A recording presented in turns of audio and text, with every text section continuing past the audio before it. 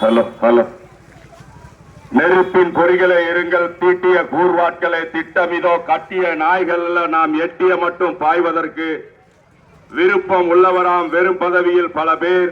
அவர் வேண்டாம், நெருப்பின் பொறிகளை நீங்கள் தான் வேண்டும் என்று இளைஞர்களை தூண்கள் என்றால் துருப்பிடித்து போவார்கள். இளைஞர்களை நெருப்பின் பொறிகளை என்று அறிவித்து அழைத்திருக்கின்ற திராவிட மாடலின் தலைமகன் தளபதியாரின் கரத்தை வலுப்படுத்திட நீங்கள் வாக்களிக்க வேண்டிய சின்னம் உதயசூரியன். உதயசூரியன் இந்தியா கூட்டணியின் வெற்றி வேட்பாளர். அனைவரிடமும் அன்போடு பண்போடு சகோதரத்துவத்தோடு பழகக்கூடிய ஒரு சகோதரி, மருத்துவ டாக்டர் அவர்கள் ராணி ஸ்ரீகுமார் அரசு சங்கரன் கோவில் மருத்துவமனையிலே சேவை புரிந்து கொண்டிருக்கின்ற ஒரு எளிய ஏழ்மையான குடும்பத்தை சேர்ந்தவர். இன்றைக்கு அவர் அந்த அரசு பணியை துறந்துவிட்டு சமூக சேவை செய்ய களம் இறங்கியிருக்கின்ற சகோதரி ராணி ஸ்ரீகுமார் அவர்களுக்கு உங்கள் இல்லம் தேடி உங்கள் பொற்பாதம் தொட்டு வணங்கி ராஜபாளையத்தின் நகர வடக்கு நகர செயலாளர் என் பாசத்திற்குரிய ஐயா மணிகண்ட ராஜா அவர்களும் முத்தான 3 திட்டங்களை கொத்தாக ராஜபாளையம் பகுதிக்கு அள்ளி கொடுத்த தங்கமகன் தங்கப்பாண்டியன் அவர்களும் ஏழைகளின் எம்பி என்று 500க்கும் மேலான குரல்களை எழுப்பிய பாராளுமன்றத்தின் தீப்பொறி ஏழைகளின் எம்பி நமது மண்ணின் மைந்தர் தனுஷ் எம் குமார் அவர்களும் இந்த ராஜபாளையம் பகுதிகளிலே தனது வங்கி ஊழிய வேலையை விட்டுவிட்டு சமூக சேவைக்கு இறங்கியிருக்கின்ற என் பாசமிகு அண்ணன் தமிழக திராவிட முன்னேற்ற கழகத்தின் போர்வால் பேங்க் ராமமூர்த்தி அவர்களும் கூட்டணி கட்சி தோழர்களும் இந்த பகுதியைச் சேர்ந்த என் அண்ணன் கவுன்சிலர் யானவேல் அவர்களும் பொறுப்பாளராக இருக்கின்ற ராஜேந்திரன் தம்பி அவர்களும் உங்கள் பொன்னான வாக்குகளை மீண்டும் ஒரு முறை உதயசூரியன் சின்னத்திலே நீங்கள் வாக்களித்தே ஆக வேண்டும் என்று சொல்லி உரிமையோடு உங்களோடு வந்து கொண்டிருக்கின்றோம். பேரன்பு கொண்ட பெரியோர்களை, வாக்காளர் பெருமக்களை, ஒவ்வொரு வார்டுகளிலும் சிறு சிறு பிரச்சனைகள் இருக்கத்தான் செய்கின்றது. இந்த பிரச்சனைகளை எல்லாம் சொல்லி தமிழகத்தை மோடிக்கு அடகு வைத்த எடப்பாடி கூட்டம் உங்களை தூண்டி விடுவார்கள். யானவேல் ரோடு போட்டாரா? யானவேல் பிளவர் கல்லலை உடைத்தார் பார்த்தீர்களா? யானவேல் உனக்கு 1000 ரூபாய் வாங்கி கொடுத்தார், எனக்கு வாங்கி கொடுத்தாரா என்றெல்லாம் தூண்டி விடுவார்கள். நம்பி விடாதீர்கள். நயவஞ்சக கூட்டத்தின் வீழ்ச்சி வலையில் விழுந்து விடாதீர்கள். தாய்மார்களே, மகளிர்களே, இதெல்லாம் நம் குடும்ப சின்ன சின்ன பிரச்சனைகள், வாய்க்கா வரப்பு பிரச்சனையை நாம் பார்த்துக் கொள்ளலாம். இதெல்லாம் வந்ததற்கு காரணம் அவர்கள் சொல்ல மாட்டார்கள், அவர்களுக்கு தெரியும். இன்றைக்கு மகளிர் உரிமை தொகை கொடுப்போம் என்று அறிவித்த தளபதியாரை கேலி கூத்தாக்கியவர்கள் இந்த எடப்பாடி கூட்டம். எப்படி இவர் கொடுப்பார்? 1000 ரூபாய் கொடுத்துக்கிற மாட்டார்னு போன தேர்தலில் பேசினாங்க. ஏனென்றால் எடப்பாடி கஜானாவை காலி செய்து வைத்து விட்டு போய்விட்டார். அந்த தைரியத்தில் பேசினார். தளபதி வந்தார், 1.25 கோடி மக்களுக்கு கொடுத்தார், இன்னும் 1 கோடி மக்களுக்கு கொடுக்கணும். இந்த தேர்தல் முடிந்தவுடன் எல்லோருக்கும் கொடுத்து விடுகிறேன் என்று சொல்லிவிட்டார். அதை நிறைவேற்றினார். கூட்டுறவு நகைக்கடன் தள்ளுபடி செய்வேன் என்று அறிவித்தார், தள்ளுபடி செய்து விட்டார். மகளிர்கள் இலவசமாக பயணிக்கலாம் பஸ்களிலே என்று அறிவித்தார். எடப்பாடி இரட்டைக்காரங்க எள்ளி நகையாடினார்கள். போக்குவரத்து துறையே இன்றைக்கு நட்டத்தில் ஓடிக்கிட்டு இருக்கு. இந்த தளபதி எப்படி இலவச பஸ் விடுவார் சொன்னாங்களா இல்லையா? இன்றைக்கு இலவச பஸ் பயணம் செய்கிறீர்களா இல்லையா? பேரன்பு கொண்ட பெரியோர்களே, சொல்வதைத்தான் செய்வோம், செய்வதைத்தான் சொல்வோம் என்ற திராவிட மாடலின் தலைமகன் தளபதியாரின் கரல் இன்றைக்கு உலகமெங்கும் ஒலித்துக் கொண்டிருக்கின்றது. இந்த தமிழ்நாட்டிலே இன்றைக்கு காலை உணவு திட்டம், பிரேக்பாஸ்ட் திட்டம் கனடா அதிபர் இன்றைக்கு அறிவித்திருக்கின்றார். கனடாவிலே காலை உணவு திட்டத்தை அறிவித்திருக்கின்ற தளபதியாரின் கரத்தை வலுப்படுத்தியிருக்கின்றார். திராவிட மாடல் உலகமெங்கும் ஒலித்துக் கொண்டிருக்கின்றது. அதை போலவே டெல்லியிலும் ஒலிக்க வேண்டும் என்றுதான் இது நடைபெற இருக்கின்ற தேர்தல் சட்டமன்ற தேர்தல் கிடையாது, ஒரு கவுன்சிலரை தேர்ந்தெடுக்கக்கூடிய தேர்தல் கிடையாது. இந்த நகர்மன்றத்திலே, ஊராட்சி மன்றத்திலே சேர்மன்களை தேர்ந்தெடுக்கக்கூடிய தேர்தல் கிடையாது. நீங்கள் சிந்திக்க வேண்டும், யார் இந்தியாவை ஆள வேண்டும். இந்திய பாரத பிரதமருக்கான தேர்தல் இப்பொழுது நடைபெற இருக்கின்ற தேர்தல். துப்பாக்கி குண்டை விட வலிமை வாய்ந்த வாக்கு துருப்பு சீட்டு. அவன் சொன்னான், என் மாமன் சொன்னான், என் மச்சான் சொன்னான். பேரன்பு கொண்ட பெரியவர்களை, அன்பு தம்பி மலையடிப்பட்டி கவுன்சிலர் மாபெரும் தலையை வெட்டி வீழ்த்திய கவுன்சிலர் ராஜு அவர்கள் வந்திருக்கின்றார்கள். எந்த நேரத்திலும் புன்முகத்தோடு இருக்கக்கூடிய அவர்களை வருகை என்று வரவேற்றுக் கொள்கிறேன். பேரன்பு கொண்ட பெரியோர்களே, நீங்கள் சிந்திக்கின்ற வேளையிலே இந்த இந்திய தேசத்தை காக்கக்கூடிய பிரதமர் யார்? இன்றைக்கு தளபதியார் விரல் சுட்டுகின்ற பிரதமர் டெல்லியிலே அமர்ந்து விட்டால் தளபதியார் தான் பிரதமர். தளபதியார் தான் பிரதமர். எப்படி காமராஜர் அன்றைக்கு இந்திரா காந்தி அம்மையாரை பிரதமராக கொண்டு வந்தாரோ அதை போலவே திராவிடத்தின் தலைமகன் தளபதியார் இன்றைக்கு பிரதமராக இருக்கின்றார். அப்படி ஆகிவிட்டால் என்ன தம்பி? அப்படி ஆகிவிட்டால் தமிழ்நாடு சொர்க்க பூமி. அனைத்து திட்டங்களும் உங்கள் இல்லம் தேடி வந்துவிடும்.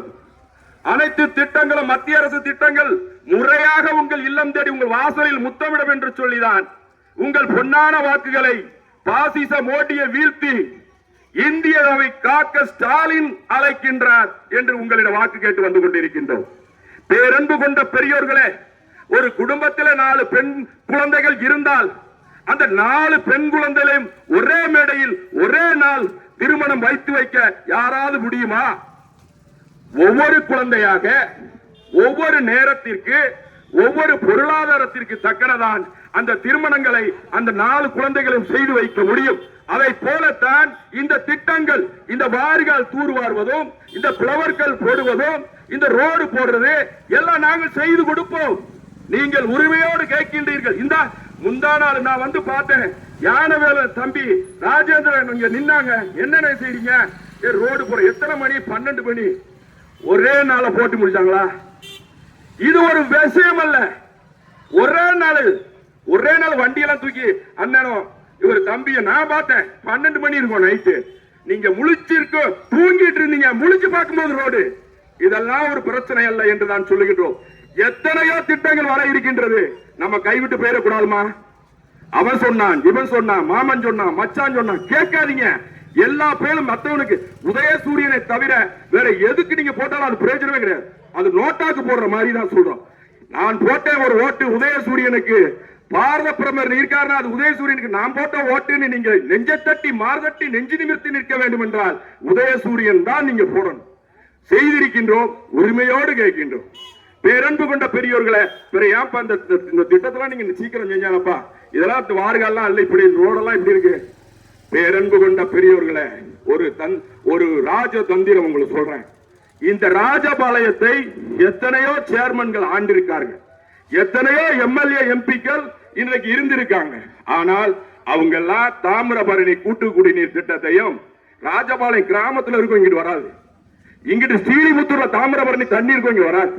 வேண்டாம் என்று சொல்லிவிட்டார்கள். தாமிரபரணி தண்ணி ராஜபாளையம் வேண்டாங்க. டேம் கட்டிக்கிறேன் சுப்பராஜா செஞ்சார். 2வது டேம் கட்டினார். வேஸ்ட்.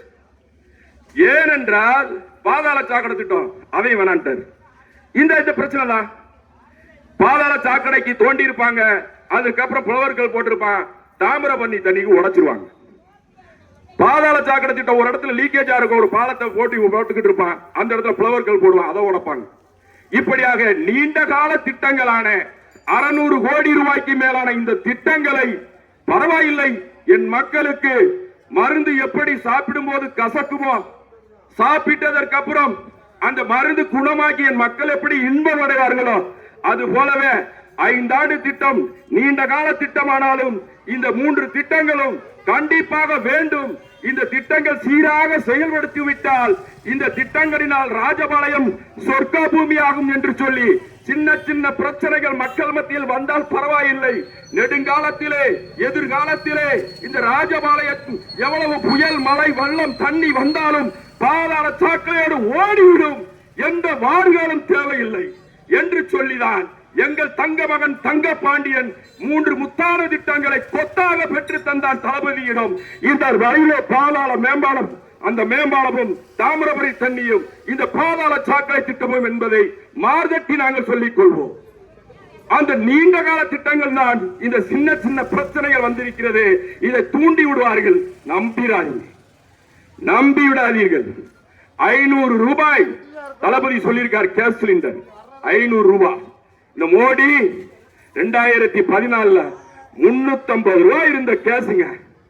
நாதாரி பையங்க மானியம் தாரேன்னு சொல்லி 1150 ரூபாய் இன்னைக்கு கேஸ் வாங்கிட்டு இருக்கோம். இல்லன்னு சொல்லுங்க, இல்லன்னு சொல்லுங்க பாப்பா. குறைக்கிறானா? குறைக்க மாட்டேங்க. அவன் செய்கிற வேலை என்னவென்றால் ஏழை எளிய மக்களிடம் சுரண்டி கார்பரேட்டுக்காரனின் கொண்டாட்டிகளின் வயிறுகளையும் பிள்ளைகளின் வயிறுகளையும் வளர்க்க வேண்டிய கைக்கூலி புரோக்கராத்தான் இந்த மோடி வேலை செய்கிறார்.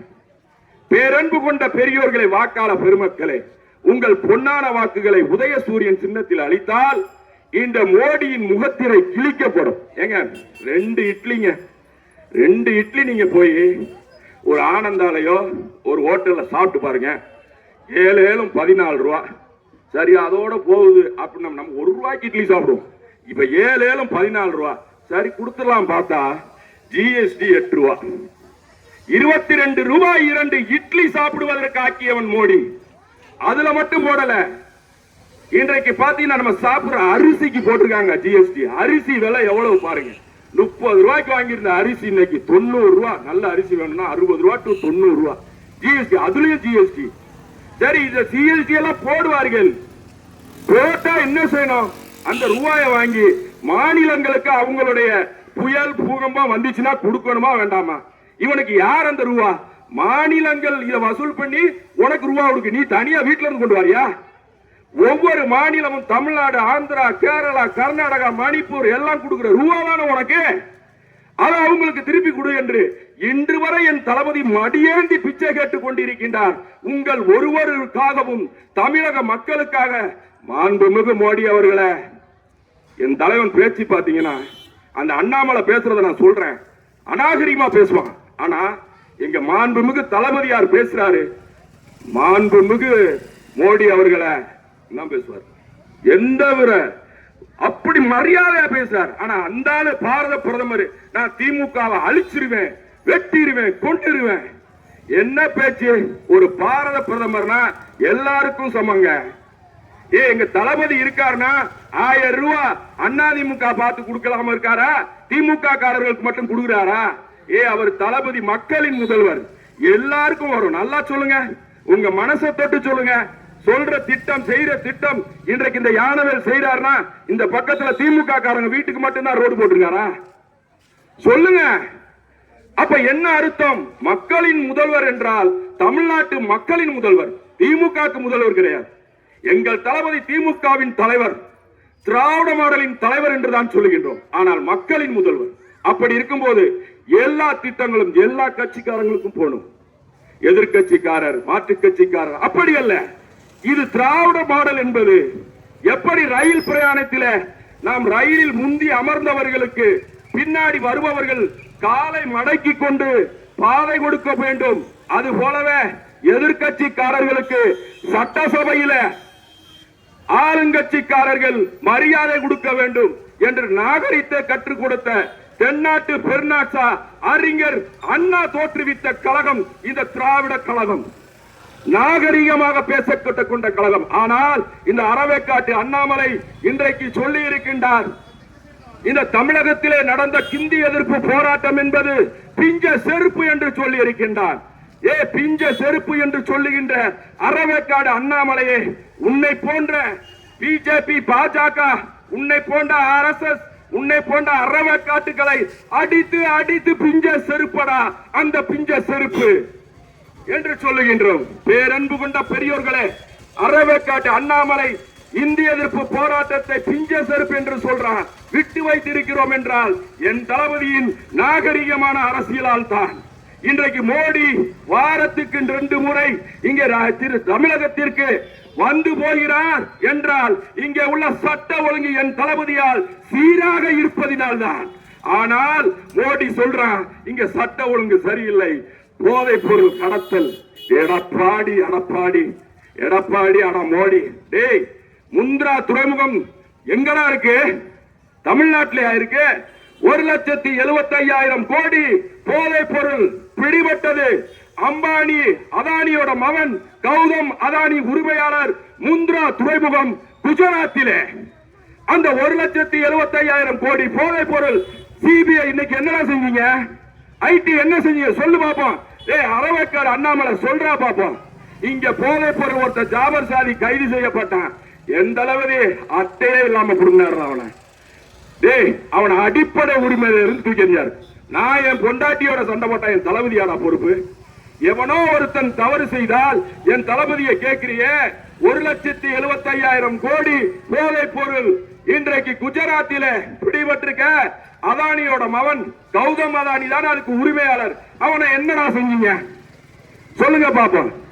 பேரன்பு கொண்ட பெரியோர்களை, பத்திரிகை சுதந்திரம் பறிக்கப்பட்டிருக்கின்றது. தமிழகத்தில் ஏதோ பத்திரிகைகளும் தமிழகத்தில் உள்ள காவல்துறையினரும் சரியாக என் தளபதி வழி நடப்பதால் இங்கு நாம் நிம்மதியாக வாழ்ந்து கொண்டிருக்கின்றோம்.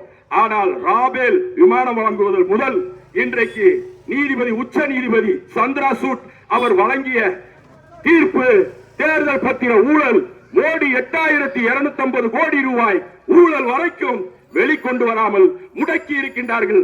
பத்திரிகையாளர்களின், ஊடகவியலாளர்களின் கைகளை, வடக்கு பக்கம் உள்ளவர்களை அடக்கி இருக்கின்றார்கள். சுதந்திரம் பறிக்கப்பட்டிருக்கின்றது என்பதால் தான் வீதிக்கு அவனுடைய மோடி ஊழல் வரவில்லை.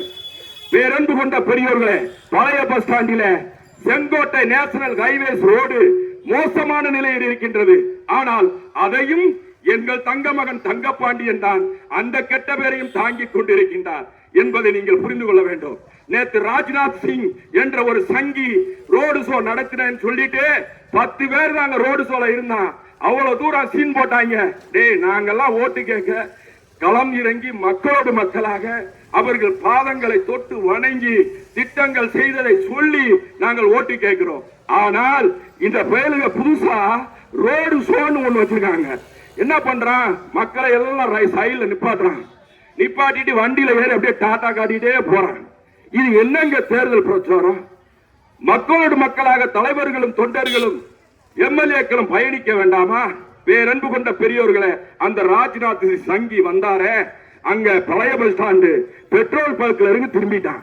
ஏன்னா சங்கி அவர்களே, இதுக்கு மேல போனோம்னா ரோடு இன்னும் மோசமா இருக்கும், நீங்க போய்க்கிட முடியாது அப்படின்ட்டாங்க. உடனே திரும்பிட்டான். சங்கி ராம்நாத் சிங், உனக்கு நான் சொல்றேன், அந்த ரோடு யார் ரோடு?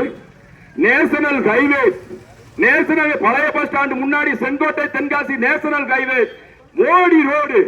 மோடி போடவே இல்லை. தமிழ்நாடு ராஜபாளையம் தமிழக மக்கள் என்பதற்காகவே அந்த நேஷனல் ஹைவேஸ் போடாம இருக்கின்றது. இந்த ராஜ்நாத் சிங் அதை நான் போட்டு தாரேன்னு சொல்லலாம்ல? மத்திய அரசு மோடியாலே சொல்ல மாட்டான்.